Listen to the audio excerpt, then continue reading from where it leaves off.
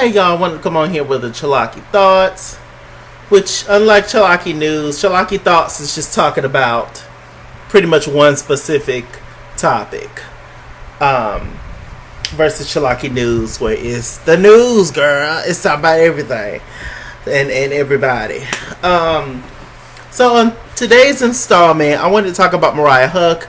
Y'all know Mariah Huq. She is from Married to Medicine, Atlanta. Y'all know Mariah. I mean, I review Married to Medicine, and yeah. But anyway, she did an interview recently, and shouts out to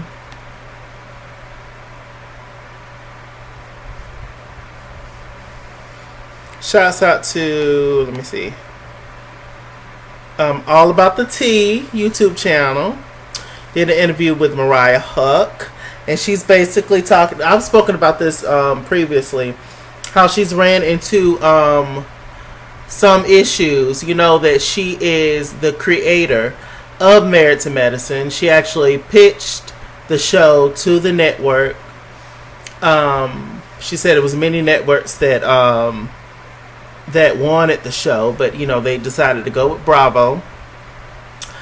But now she have not received her contract for the next season, which is season 8 of Married to Medicine. She has not received her contract for that as a cast member, but she has also not received any information in terms of her furthering on being an executive producer. She says that she's left out of meetings, she's left out of boardrooms, she's left out of certain topics. When it comes to other franchises of Married to Medicine, they don't tell her nothing about it. It's like they're trying to take her show away from her. So I'm going to play an audio of a few clips of her talking about it and stuff. So y'all just sit tight. I do not own the rights to any of this. So, it's just Mariah having this interview. She's sitting down talking in her home. She looks lovely. Let me take a picture and show y'all real quick on my phone.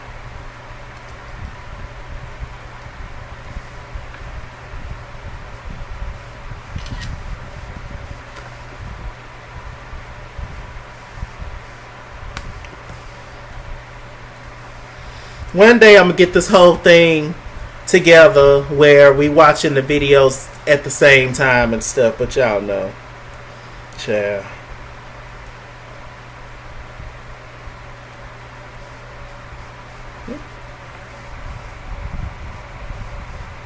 Yes, indeed. Okay, so let me play it.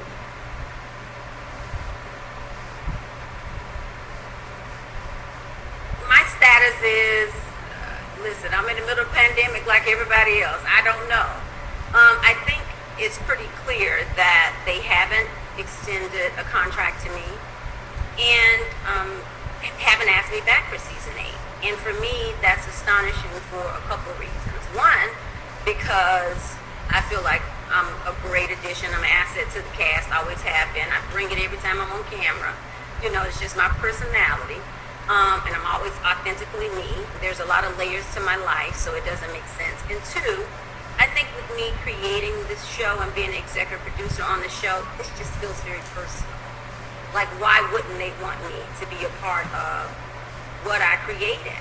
So it just feels very personal, not getting a contract this season. And just my treatment overall over the years. It's been hard, Monica. It's been so hard. And I'm finally getting the courage to kind of really tell my story. And I am going to share my story. I appreciate that. That's so interesting. I'm not going to play this entire thing because it's a 25-minute video. So I'm just going to cut, through clips or whatever and things I find important to discuss or for y'all to hear. That is so interesting. That is so interesting how they can just... crazy. If it wasn't for Mariah, apparently there would be no Married to Medicine. And Married to Medicine is hugely successful. So, wow. It's been hard, Monica. It's been so hard. And I'm finally getting the courage to kind of really tell my story, and I am going to share my story. I appreciate that. Now, a lot of people may not know, and many do know, you actually created that show. Yeah. And the ironic thing is, this show, Married to Medicine, was picked up by other networks as well. We were picked up by TLC. We were shopping to every network in town, and I worked years on it. I had 2 different casts. You know, most of the women you see on the show, I casted them personally. Even Evelyn, she was cast the first time around, but they didn't put her on the show. Pop, Purveyors of Pop, didn't want her to be a part of the cast the first season. So yes, I created it, I casted it. When they show Heavenly, they showed that picture of Heavenly when she was bigger and sitting next to David looking like a digger. Lord. You know, I kind of did the story arc for it. I partnered with Purveyors of Pop, Matt Anderson and Nate Green. We said we were going to come together and be this force and create this huge franchise, and we were going to blow everybody away by showing them a lifestyle that they hadn't seen in terms of, you know, a peek into the medical lives and what that entails in terms of the sacrifice. And from the beginning, I didn't get the memo, but they probably wanted to cut me out so they could steal my show. So it's heartbreaking because Aiden and I pitched this show, put so much money into it in my backyard, in my very backyard, Monica. We pitched it, and we filmed it. I did so many different pilots, and it's just crazy that I'm even in this situation. It wasn't enough for them to try to cut me out the franchise, and it's troubling. They want to also cut me out of Atlanta, and it's just crazy to me that I'm in this situation. It's kind of odd to me because when I think about other creators and executive producers within Bravo, I know there's only 3, including yourself. There's Whitney from Southern Charm. Yes. Got Lisa Vanderpump from Vanderpump Rules. Yes. And they all seem to be on the cast. Yeah. Part of casting decisions from what I can see and what I've heard.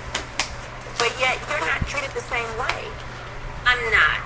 And I know that people don't understand kind of the dynamics of how it works, but you're right. There is 3 of us that have created a franchise, that are executive producers and cast on our shows at Bravo. And I'm not taken back that they have treated me so poorly. And when I say they, I mean the production company. I do believe that NBC Universal, Bravo, and Fremantle all have an obligation to make sure that they operate with inclusion. And they just haven't done that with me. They've seen it. They know how these guys have treated me. And they know the bottom line is they have wanted to exclude me from the beginning. And it's tough for me because people want to think that it's something I did wrong, something I signed, something I've done. It's not. You know, the bottom line is I should not have to be white or have balls to be in the boardroom to make decisions about the show that I created. I do not have to be white or have balls to be in the boardroom of the show I created. Facts. Period. And whether you like Mariah Huq or not, that's just the truth. We'll talk. Nothing I've done.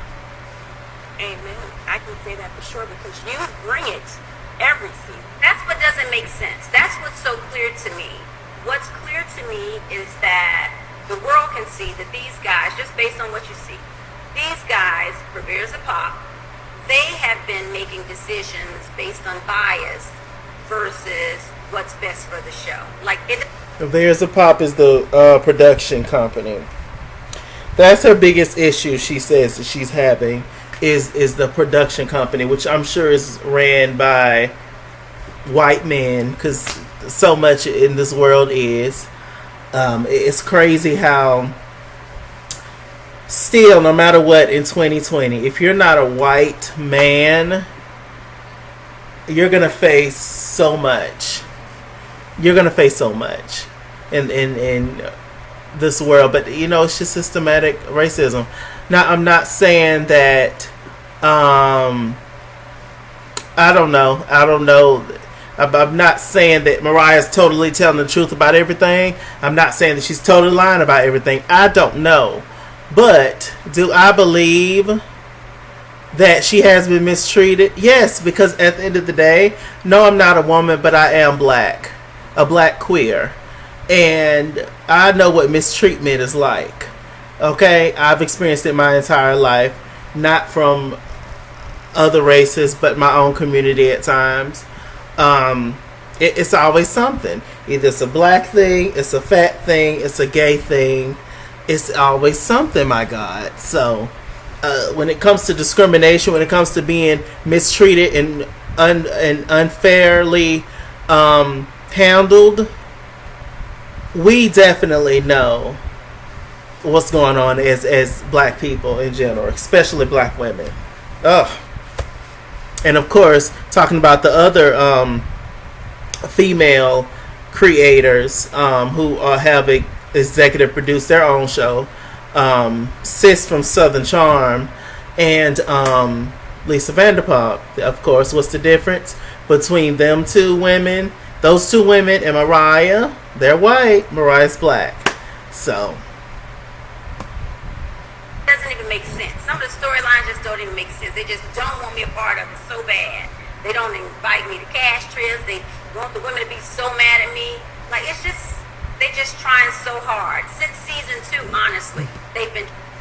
now I will say this too, Mariah. There's some stuff you got to take blame on yourself, sis. Okay, there is a lot of things that I've heard that you've done behind the scenes. That I'm not saying that's true either. Okay, I'm just saying when it comes to you and the cast, that can work both ways. Now, can the production company like set some stuff up, set a bad situation up, whispering quad ear, whispering heavenly ear, whispering Jackie ear, about some stuff? Probably. Could they tell you to judge? Hey, don't tell Mariah, but we gonna judge this scene up. We gonna get this whole thing started, or we gonna set her up to make it look like whatever. Because, like she mentioned in here, I don't know if she did yet or not. Most of them don't like her anyway. But you also have to think to yourself, Mariah, what is it that you are doing, beloved, as to why ain't nobody really on your side like that? You know? But like I said, maybe this could all just be a setup to officially get Mariah off the show. She's been off the show before, you know, and then she came back. But maybe officially they're trying to officially get Mariah off the show. And people say, well, why she waited this long to say it? Maybe she was trying to just work it out with them. Maybe she thought things would change. Maybe, you know, people hold on to things for different reasons. Hell, how many people we know hold on to bad relationships when they should have been let it go? I can name 5 people off the top of my head. Okay? But they love that man. But they love that woman. No good for them. I don't know how much evidence you need to know that this person ain't good for you, but they still hold them. I'm sure y'all can name at least 5 people in y'all life too. Let's continue. Trying to write me out the story. And I was told that. I didn't want to believe it, but I was told that from media outlets. I was told that from talent agencies. I was told that when I was presented other opportunities that they would say, you know, no, go with this person, use this person instead, she won't be here long.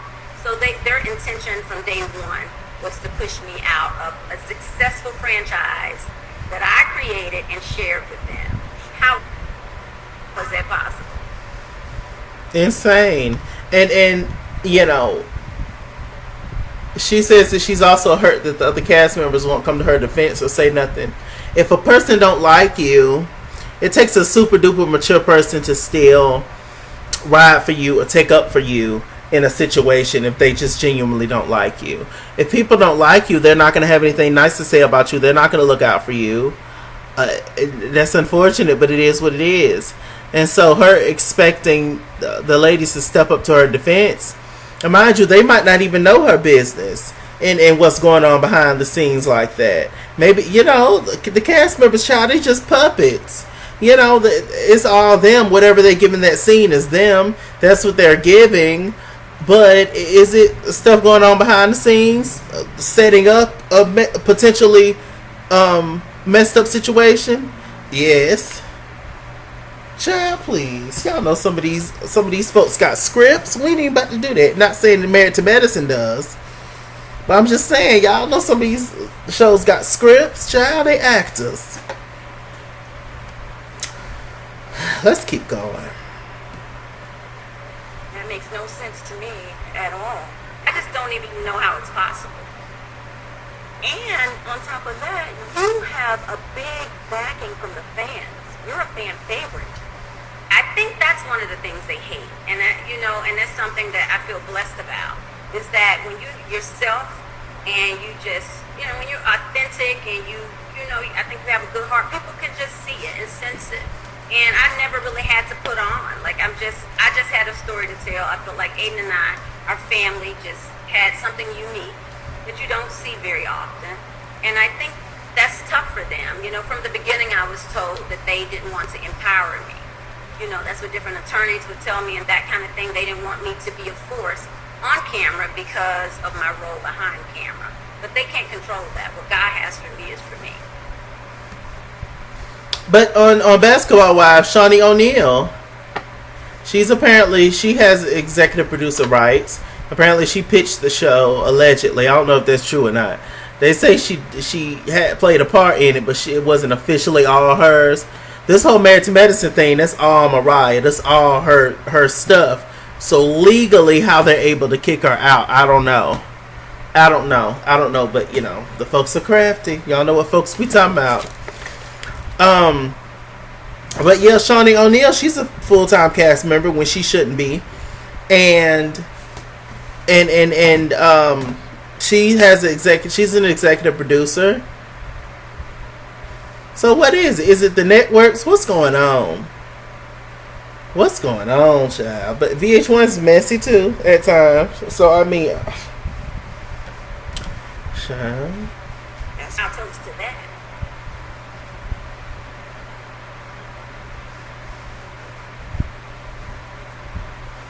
That's deep. That's really deep. And it's troubling for many fans, considering everything that's going on in the world today,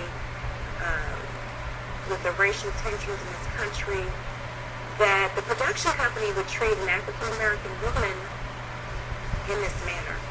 I feel like that. And I think that it's troubling. It's troubling to see just all around the board for me. Like, dealing with the other women, knowing that they're using them, you know. It's troubling that I could work so hard on something and every one of those women know that I wanted them to be a part of it. I wanted to share the platform for them to go along with what these guys are doing to me, and even have the audacity to say I have a vanity title. To basically say it was unjust for me to, like, even though we created it, invested in it. So it's tough for me. It's tough right now because of that. And then I think it's also tough because we're in a climate that has been so divisive. And it's one of those things that you just want to be treated equal. Like, you were ridiculed and torn down for just asking for equity, asking to be equitable. I don't want more than Purveyors of Pop. I just want to be the same thing as Purveyors of Pop, because I am. I created it. They helped me develop it. But we worked together to build it. Period. So how is it that I can share my baby with them and they're able to kidnap it simply because I'm an African American woman? That's what I believe. I don't see how they can get away with something like that. You know what? But I really do believe that good always wins in the end.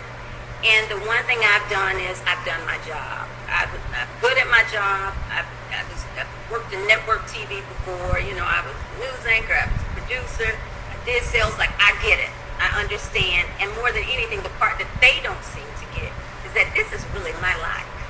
Like, this is really my purpose. You know, whether it's writing a story arc, living my best life, being myself, just being authentically me, and sharing it with the world and bringing the best out of other people. That's what I've done a really good job at. they don't get that magic, and that's what they're not getting when they try to expand. Because it's black girl magic. That was canceled. You know, is LA going in the direction they wanted to? I don't know. I've never met any of those ladies. But what I do know is both of those cities should have excelled far beyond belief, because they are places where minorities do well in medicine. That's absolutely true. I wonder why. She said that both Married to Medicine LA and Married to Medicine Houston that got canceled, that I never seen one episode of. She says both of those should have excelled because there is they have many black people in medicine. This is just an overall mess. It really, really is an overall mess. And like she said, she has nothing to do with Married. She had nothing to do with Married to Medicine Houston, and she has nothing to do with Married to Medicine LA. She says she never met the lady. She don't know anything. Now, I mean, you know, on one hand, I can understand why she has nothing to do with that. I mean, it's not. She's in Atlanta, you know, whatever. But if she was in the boardroom in the executive producer spot like all the rest of them, she should be involved with that. Like, I don't know what y'all think. What y'all think? That is though, because Houston came and went. Yeah, I know what it is, because I think I really believe that what God has for me is for me. And I think a lot of it is they don't understand that black women are not cookie cutter. You can't just think you're going to cut us out and make us all the same and duplicate it and just make another Mariah or make the show just like the one in Atlanta. It doesn't work like that. And the fact that they don't seem to get that is far-fetched to me. It's the same formula. They don't get that. Like, even taking Atlanta to LA, like, it's just two different vibes. Those ladies probably didn't even need help. You know what they needed? They needed the Miss Mariah to go there and say, listen, ladies, this is what we're doing. We need to show them how the West Coast gets down, what you do in medicine, they don't even get it. Production doesn't even get it. It saddens me that white men think that they know black culture better than us. Better than black women. That's really what it is. And that's very it's the way of the world. On many levels, because like you said, you have that eye. You've been in this business for so long. You created Atlanta, which is a huge hit, and nothing after Atlanta has come even close to it. LA seems to be struggling a bit to take off. The ratings are very low. Yeah. I mean, if with any common sense, they would include you at the table. And that's the part that they don't get. And I really truly believe, Monica, that until they do right by me, things are just not going to grow, and the show's not going to excel to where it really truly could be. All right, now we're going to stop right there with everything. I done said all I had to say. Hell, I thought I was going to wait to the end, but I didn't stop the video. Yeah, that's usually how I do anyway. It's better to do it that way. Because there's so much information, it's better to just react as the video's playing so you won't forget stuff. Now, Mariah Huq, I don't know, sister. Now you don't open up these can of worms, and now you just got to prove it.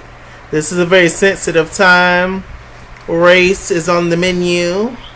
All of a sudden, Black Lives Matters to everybody. All of a sudden, you know, they always matter, but all of a sudden now, everybody repping it. So, you know, it's a trend. It's cute. We live it though, so whatever. But yeah, I mean, what y'all think? What y'all think about Mariah Huq's statement now? It's just, you know, cause they very crafty and very crafty, and they make sure to have their lawyered up. They make sure to have their ducks in a row. So now, Mariah, how are you going to prove racism at this point? How are you going to do it? Nene Leakes is apparently saying that she calls for discrimination at Bravo and stuff. I take the Mariah Huq situation more seriously than I take Nene Leakes situation. Have Nene Leakes been mistreated at Bravo? I'm sure she has. I'm sure every single season Nene's on there. The girls is always like a agenda to beat down Nene and to come for Nene constantly. But with that said, you is making the most money out of everybody. So maybe that's their get back. The production team, maybe that's their get back to get back at you for making the most money. Like, oh, well, we gonna give you the most hell then. You know, I don't know. Very shady, very crafty. Like I said, I'm not in the production side of things. I'm not on the team, on the board. And neither is Mariah. and she created the show, and that's a part of the problem. But Mariah, for what it's worth, this queen in South Carolina supports you. I've always liked Mariah. I see flaws in her, just like I see flaws in everybody else. But overall, I do like Mariah. I think she's hilarious. Child, when she said that Quad was sitting up in the window like Pearl from 227, I mean, she is so funny. She is so funny. It's interesting to me if Quad, I believe she adopted a child. I believe. So congratulations to her. But if Quad come back next season, I guess her baby's gonna be a storyline. I guess. But if Quad get a contract next season, and she really didn't bring nothing last season or the season before that, really, and she gets a contract, but Mariah don't get a contract, yeah. We'll talk in the comment section, y'all. With that said, I'm Mr. Chalaki. Mr. Chalaki on Google Plus. Follow me at this Kingswell on Instagram and Twitter. At this Kingswell89 on Snapchat. Chase King on Facebook. Mr. Chalaki on Cash App and PayPal. And as always, run me my money or run me my fade. Run me my money the way I get paid. Stay black, stay tuned. You know, everything is allegedly right now. It's up in the air, but yeah. I mean, I don't think she would lie about something like this, but you know. Now it's just about proving it. How you gonna prove it, beloved? How you gonna prove it? Y'all stay black. Bye.